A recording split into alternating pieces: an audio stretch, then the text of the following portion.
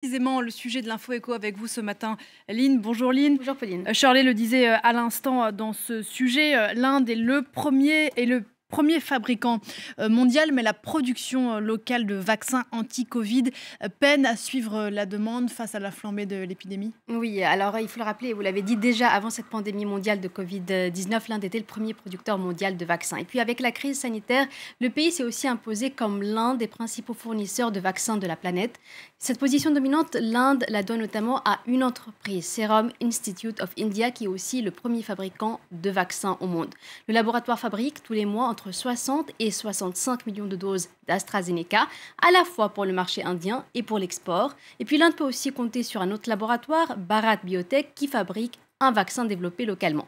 Mais face à la flambée de l'épidémie ces dernières semaines, la demande locale de vaccins a fortement augmenté alors que la production peine à suivre car les usines de vaccins manquent cruellement de matières premières en provenance des États-Unis. Et puis dès la mi-avril, Pauline, le PDG du Serum Institute of India avait appelé dans un tweet le président américain à lever, je cite, l'embargo sur les exportations d'ingrédients bruts.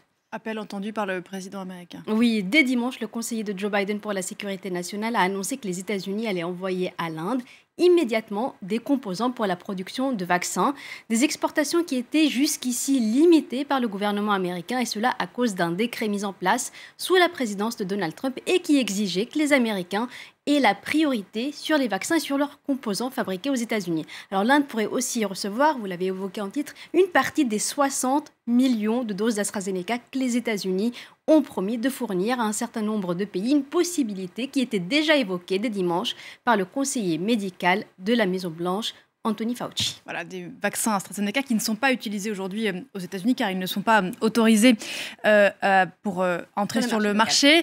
Les conséquences de cette pénurie de vaccins vont bien au-delà des frontières indiennes parce que le pays est aussi l'un des principaux exportateurs de vaccins vers les pays en développement. Cela dans le cadre du système COVAX. D'abord, rappelons de quoi il s'agit. Ce système COVAX qui a été mis en place par l'Organisation mondiale de la santé, son but est de garantir une distribution équitable de vaccins contre le Covid-19 dans le monde avec un objectif, livrer 2 milliards de doses aux pays les plus pauvres du monde, notamment en Afrique. Mais avec l'aggravation de la crise sanitaire en Inde et les difficultés rencontrées par les fabricants locaux, cet objectif, Pauline, semble de plus en plus difficile à atteindre puisque l'Inde, on l'a dit, est l'un des principaux aussi exportateurs de vaccins vers les pays en développement.